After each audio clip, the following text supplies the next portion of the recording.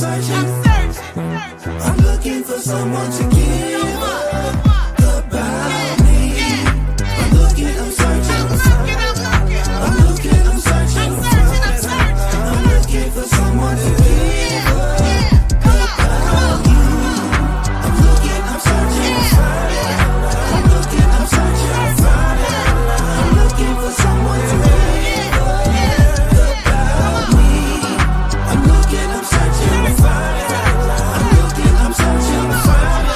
I'm looking for someone to give about you. It's from the love that's in me. I love the love. I am so grateful for the enemy, but yet they still attack me with the envy. They're trying to clog my drain, leave me empty. They say I'm honored every week. I say humbled and grateful, not to feel weak. Let the church speak. I'm on the wall, but they just... Grand Rising, happy Saturday. Listen, it's a beautiful day today in Chicago. This is the best Saturday I've ever seen, okay? All my days are the best days, okay? I'm so grateful. Special thank you to BG. For those who don't know, that is the Brian Gorman, the visionary, the leader behind this project, Chicago Community Activism Podcast, located at the home of the Bronzeville Podcast Studio in the heart of Bronzeville. So excited to be here another Saturday with you all. Those joining us live on Facebook and YouTube, thank you so much. Thank you to all our previous guests. We have a wonderful guest today. And before we get to our guest, this show was made possible for those ancestors. Some we don't even know their names. Those that did so much work. Oh my goodness. We sit in spaces. We're invited to places. We get to do work because of them. Those whose names we remember and that we know. This is National Poetry Month. We've been celebrating every Thursday at the Chicago State University. The brother Baba Kwesi put the "the" on there, okay? He was the founder of the African American Male Resource Center to make sure that Black males that came to that school not just came and felt welcomed and valued, but they were inspired and that they graduated. That's right. We love Baba Kwesi. Baba Kwesi, we have been honoring you by continuing the legacy of Word is Bomb, BALM. Keeping that poetry going on Thursdays. And I want to dedicate this show also to my parents. I am not here because of osmosis, okay?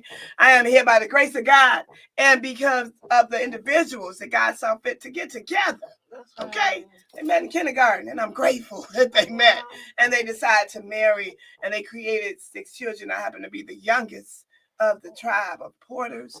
And my father, the late, great Reverend Dr. Kwame John Porter, did a lot of work in the community space. This show was all about community. My father was the first SCLC, that Southern Christian Leadership Conference president for the Dr. King, Reverend Dr. Martin Luther King Jr. And my father did a lot of work. He ran for office in Inglewood. My father was a professor. He started BBCRS, Black Studies and Religious, all over Chicago from here to the north side. And my father was a doer. My mother, no slouch at all. My mother, born on Juneteenth, she is 90, and she is the past president and very active member of the Alfreda Wells Civic Duster Club. This is the only organization of its kind, the oldest federated women's club in America. They've been around over 70 years consistently. What they do is they preserve the life and legacy of the Ida B. Wells. I'm so grateful. So a lot of who I am and a lot of what I do is because of who I came from. Somebody say it's important to know where you came from, okay? So without further ado, Chicago Community Activism Podcast says thank you, all of you all tuning in, all of you all that will share this so that other people can be inspired and they too can become a guest. Our guest is no stranger to community. When you see this guest, you automatically see community, and unity is definitely in community. She's about that life. She is a professor. She's a mom. I call her a real life superhuman and superhero. Okay? Listen, she know what I'm about to say. She birthed all her children herself. Do you hear me? By herself. I'm talking about cut the umbilical cord, understand, looked at them and knew who they was, looked in their eyes. You understand? Who does that? The queen sitting right here. Without further ado, I gave a little bit about her. You're going to learn a lot more. Please welcome the queen, Mama Nsantua, officially Dr. Nsantua Opong Wadie. How you feeling? I'm doing so well this morning. What an awesome introduction. Thank you. Thank you so much. I appreciate you. You know, we go back many, many years. Yes. I remember we would see each other all the time. And then God would see fit that we will be working so close together. Right. For those who don't know, tell us about yourself. Well, I want to say that we had been seeing each other, and we were at an African Festival of the Arts. You were like, "I know you homeschool. Why don't you come out?" And at that point, I honestly was very secluded. You know what I'm saying? And I just didn't trust the society enough to bring the children out to them. And you were like, "No, you gotta come to meetings." And we got back in the car, and I was like, "We're gonna go." So and wait, that was the first step of like the rest of my life, right? Wow. In terms of homeschooling as community. And learning that Black homeschoolers were all over Chicago. Come on. And just waiting for community to be formed. Amazing. Yeah. Amazing. And I just remember you. I mean, I remember you back in the day on the poetry scene too. Yeah, oh, okay. You going way back. Come on, right. Right. So there were many iterations of that, and recordings of that still exist. But I was a spoken word poet. I can't even say was. I am. Come on. Come on. Yeah. Two most powerful words. I am. Right. You know, and you hail from the north side of Chicago by way of Jamaica. Right. So yes, my parents are Jamaican immigrants both. They're Northsiders, even though they were Southsiders originally when they came here. They moved out hoping to get a better education, but we got to raise that awareness that when we run to communities of whiteness hoping that we get a better education, we need to automatically start putting aside the money for the psychiatric and come on, the mental the challenges is gonna come. It's gonna come with it. Come on, right? Come so on. I don't know if they learn things faster. I don't know if they teach better, but I do know that they bequeath some of that low self-esteem that they carry. You know, I hate to bust them out, but now let's go. Bequeath. Teach me some new words today. Bequeath. You know, the research has found, that's not me making this up, that European American women have the lowest self-esteem of any demographic in the United States. So when you have 6 or 7 of them as your primary teacher, you're going to inherit some of that. You know what I'm saying? And that feeling of not being enough. You know, you said so much. Hold on. Rewind. Listen, you said making sure that when we're running to be educated by them, thinking that education is going to be better for us. Maybe not so much. Right. Yeah. Have the money for the therapy because your children are going to need it. Yeah. That's really deep. Yeah. Speaking of that, talk about your background, where you grew up at, your education. All right, so raised in Evanston, Illinois, and in Evanston, Illinois, it's kind of peculiar because I don't want to say cheap labor, but the labor that probably isn't as professional, you know what I'm saying? Domestics, people who cut lawns, and that's kind of where my family fell originally. They live close to whiteness because that's where the jobs are. You know, so there's a whole community of Haitian Americans, Jamaican Americans, but they're living there because you jump on the train and you're at work. Correct. Yeah. So correct. That's accessibility. Yeah. So, but they formed community there, and they have their own kind of stores and churches. My father formed a church like that in our growing up years. That's still there. And it was our home. That's where we got the real education. It was in the church, and it was the Pentecostal church. Come on. Intense. Right. And you better not be fighting the Holy Spirit. Come on now, right? It was all over and everywhere. Let them use you. Right. And so those were our formative years. I mean, my parents always let us know that, school is important, church is more important. Okay. And so church was our life. And by having a pastoral family, we were also about community. People stayed at our house. We served other people. We went to see other people. That was just the life. That's the way it happened. So you did elementary, high school, college. Elementary, high school in Evanston, and then college. That's the first time I would be in the city at UIC. Okay. Yeah, and that was my first really experience with the larger Black community that was coming from the historic South Side and West Side of Chicago. And they were like, "Why do you sound so funny? Like, what is that?" You talk like white folks. Wait, have you listened to Al Green? They trying to take your Black card. And I hadn't at that point. Wow. We- Love and happiness. Right. We were so sanctified that unsanctified music didn't even occur in the That's household. right. So I learned a lot.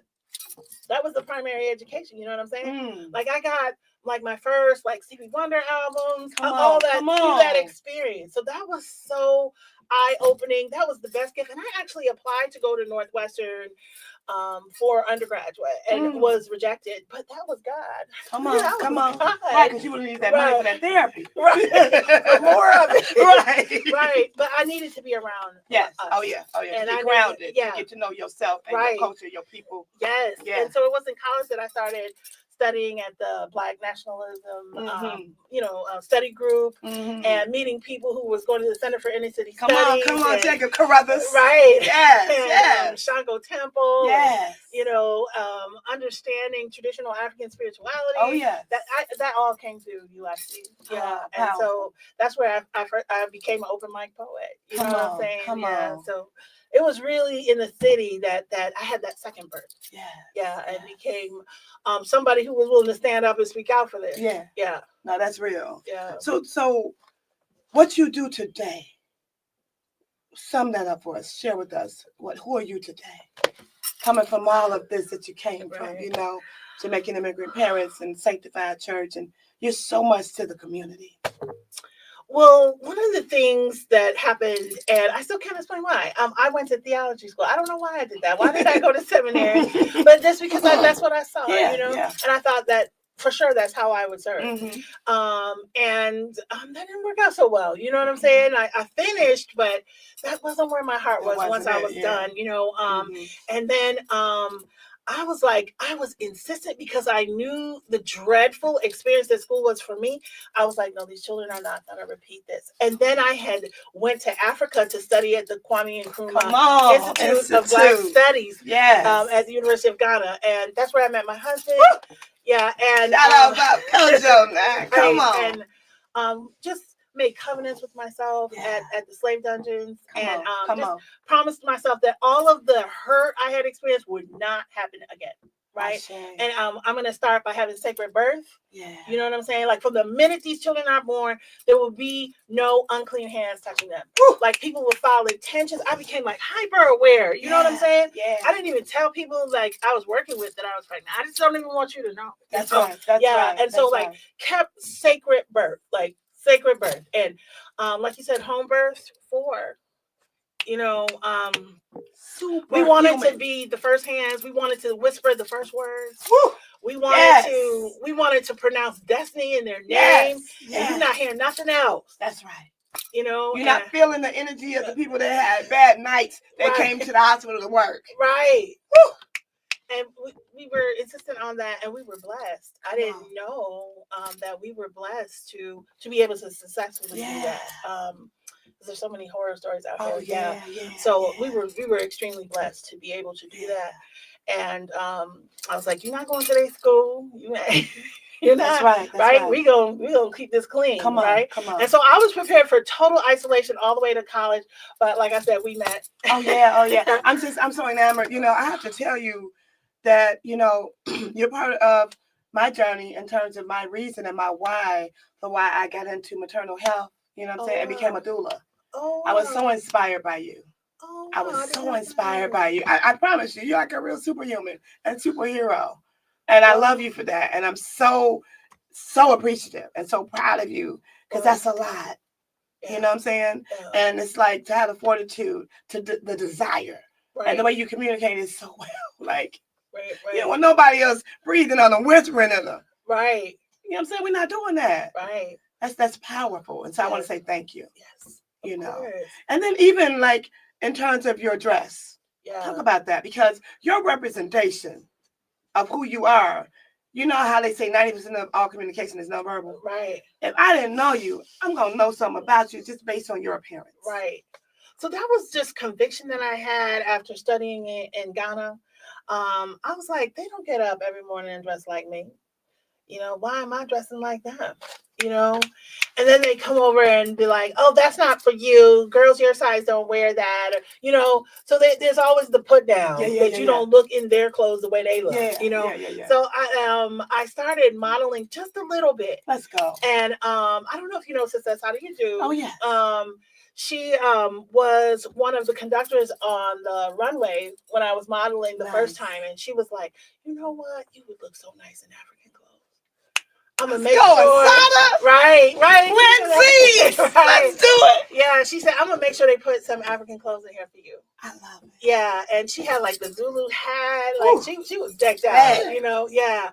And yeah, when I put on those clothes, like I felt myself coming to myself. Right.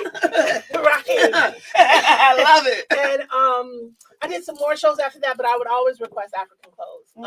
And because no one else wanted to wear them on the runway, it was like a feature, you know. Now she's coming down in African clothes, right? And then I would say, "You don't have to pay me if I could keep the dress." I love it. Yeah, nice part, nice yeah, and so that was the way I built my wardrobe until I got to Africa, and I was like, "Oh yeah, all this, right?" But for the comfort, especially when I was maternal and you know, having children, nursing children, the clothes are so comfortable. Why are we doing something else? You know what I'm saying? Why are we doing something else? Right. Why are we going out of our way to be uncomfortable? Right. Yeah. And then like just going back to school to finish the doctorate, I started seeing that it works as armor. Yeah. It works as protection. It shields me from some of this stuff out here. And so like it picked up dual purpose. It's pretty, but it's also language. That I'm not here for that. You know, not verbal. Right. I want to say something to that, and thank you for that. I remember when Jalil and Jabril were younger, and they used to perform with the Emmett Players. Right. And we had an event one day, and they had to speak, and we had to find a barbershop quickly in the area that we were in. And I remember walking into this barbershop. What was on the monitors, the TVs? I can't say. Okay. And so you just saw people doing like different forms of yoga inappropriately. Okay. So I'm trying to get my word game up. You know what I'm talking about with Dr. Sato here. And so, you know, the guy saw us. We had on our African garb because they had to perform, you know. And so he was trying to grab the remote. He was, to get that off the screen. I saw him like a Bahuda, a Shalom Aleka. He was saying whatever he could, okay? Boom, shakalaka. He didn't know what was going on, okay? But what I learned is that, you know, just like the Native Islam have a dress code. Right. When you're in the army, you know they're in the army, okay? Right. The dress code is important. Yes. And for that reason, my children like, what they doing? They didn't even understand. They were too young. Right. But I remind them of that.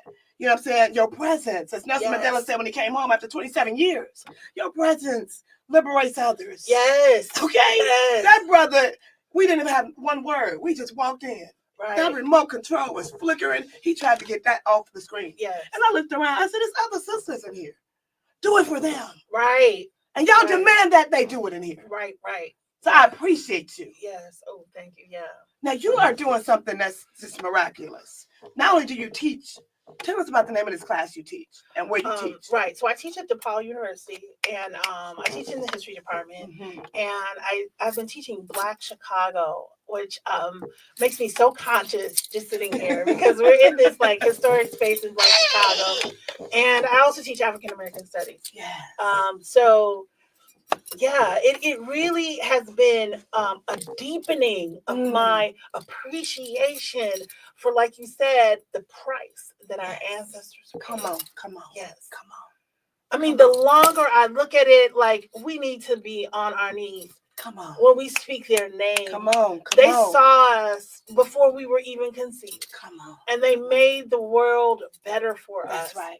Just knowing we were coming. Come on. Yeah. So it's just been so powerful, just in Chicago alone.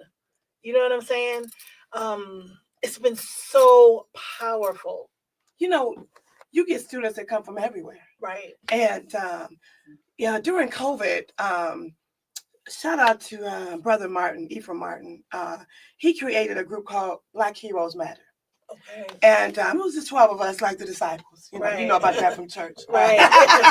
And we would gather on Zoom And he had this vision, this idea that if John Baptiste Point du Sable, the first black man in real estate, okay, the first person that came here, discovered Chicago, why don't we get the street name for him?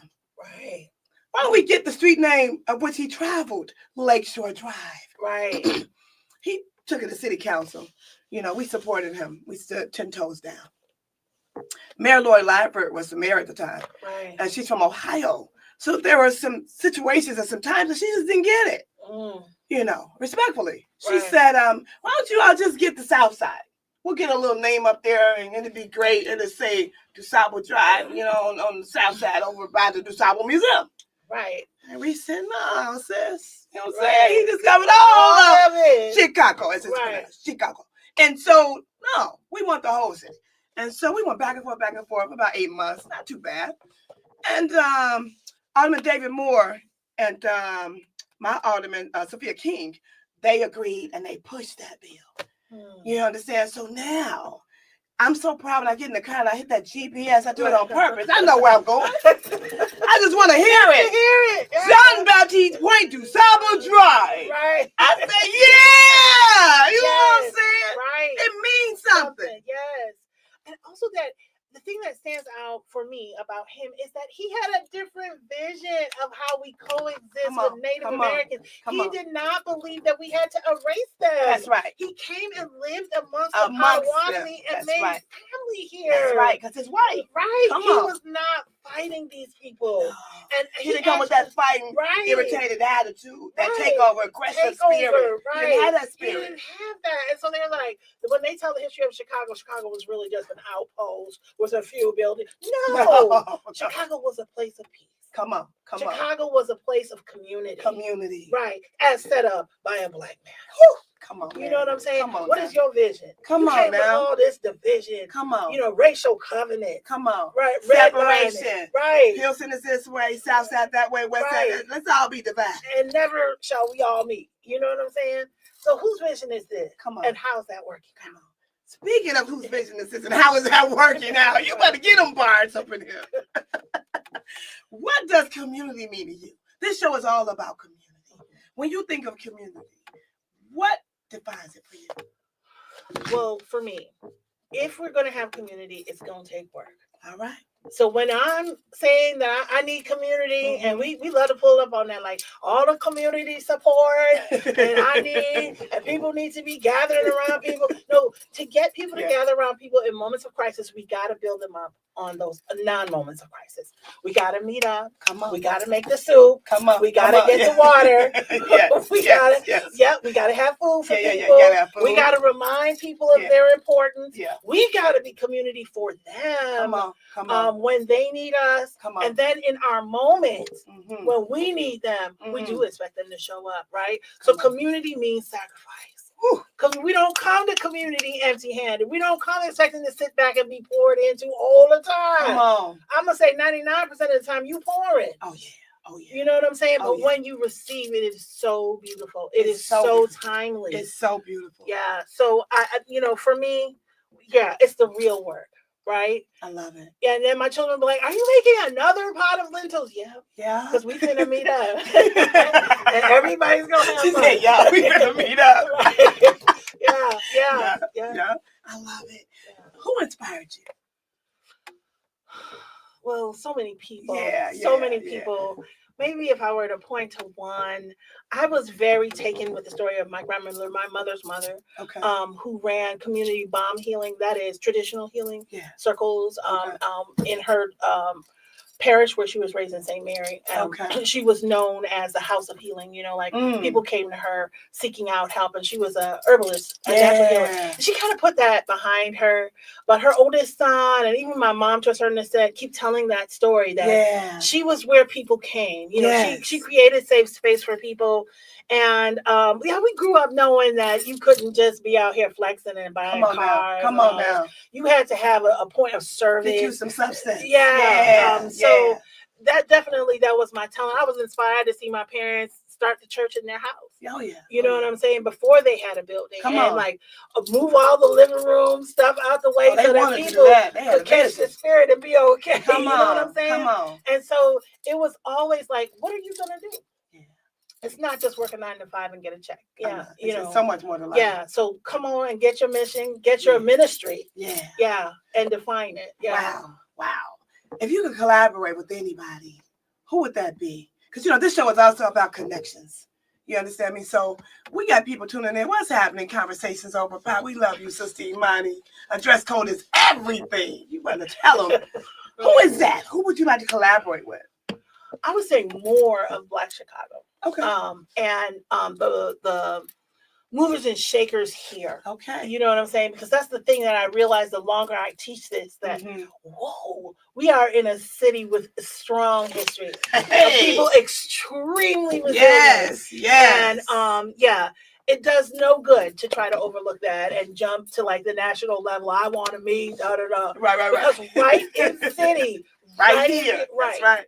are people who you should be connecting Come with. on. And I'm like, I'm blown away. Like when we met Mama Akua and Jerry. Oh yes. At the food meetup. Oh, you know this co-op that used to happen every Saturday. Oh yeah. Yeah. She was just standing in line getting her groceries. Oh yeah. You know what I'm saying? Regular. Right. Like, I got and you too. that collaboration that came out of that, I was able to bring her to Nepal, have students meet her.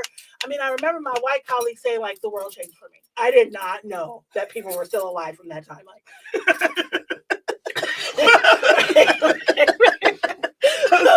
Well, it wasn't for you, right? But, you know, it made it so real for the African American students who were able to see that. Yeah. And able to see somebody still going strong. You know, they can take some of us, right? But they can't take all of us. Come on now, free them up. Yeah. Man. Okay, so today you're doing something that you do annually. Tell us about today. Well, today is Empress Menen Day. Hey! Yeah. For those who don't know. Right. Empress Menen is the last crowned queen of Ethiopia. Let's go. And she came to the throne with a vision and with power, and she executed. Woo! You know, she executed like powerfully, even during the times of war, even during the times of invasion. She was vocal. She's the only queen we have in the 20th century from Africa who's speaking to the press. Come on. Who's meeting with Chicago Tribune writers, with New York Times writers, who's throwing press conferences. So we really have her words, her life, her example. In-house in Ethiopia, she's rocking the world like a baby in a cradle.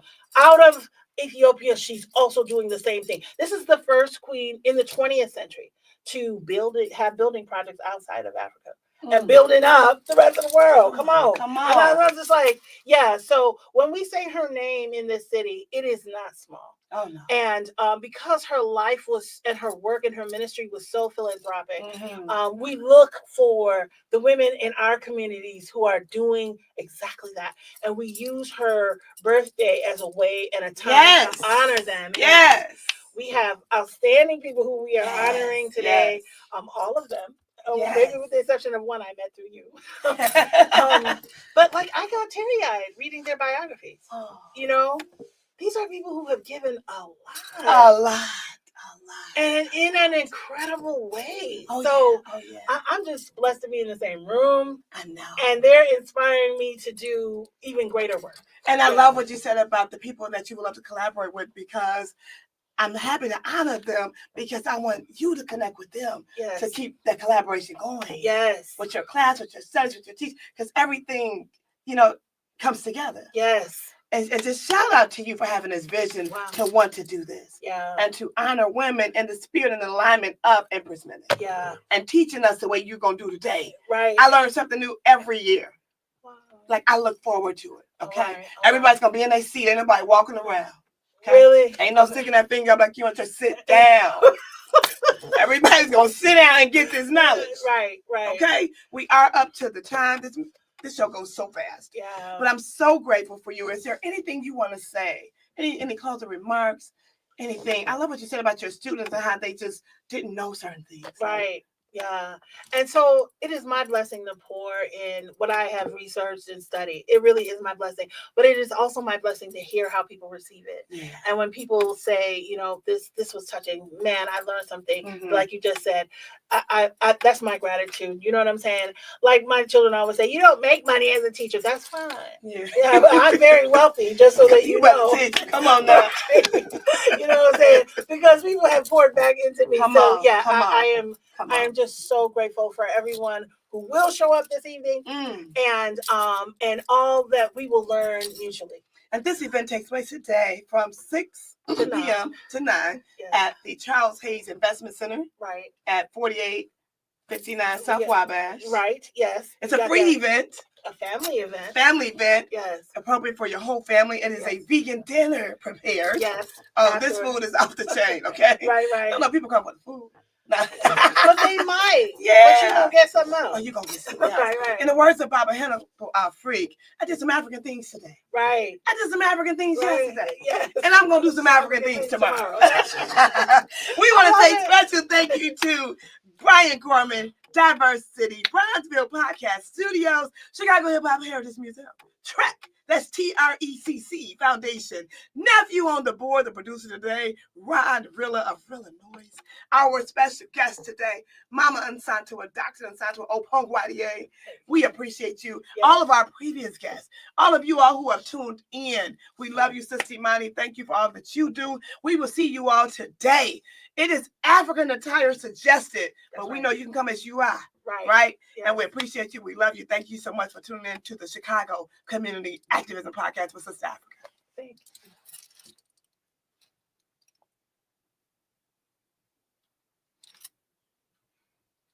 Look at me.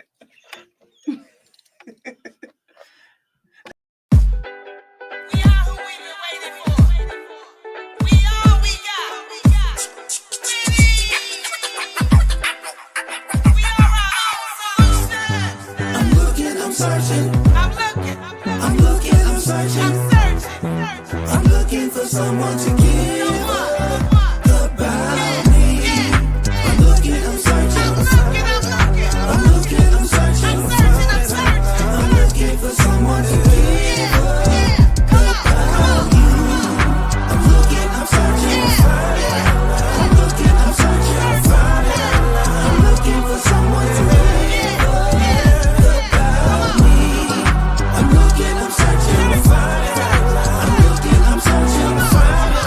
I'm looking for someone to give about you. It's from the love that's in me. I love the love. I am so grateful for the enemy, but yet they still attack me with the envy. They're trying to clog my drain, leave me empty. They say I'm honored every week. I say humbled and grateful, not to feel weak. Let the church speak. I'm on the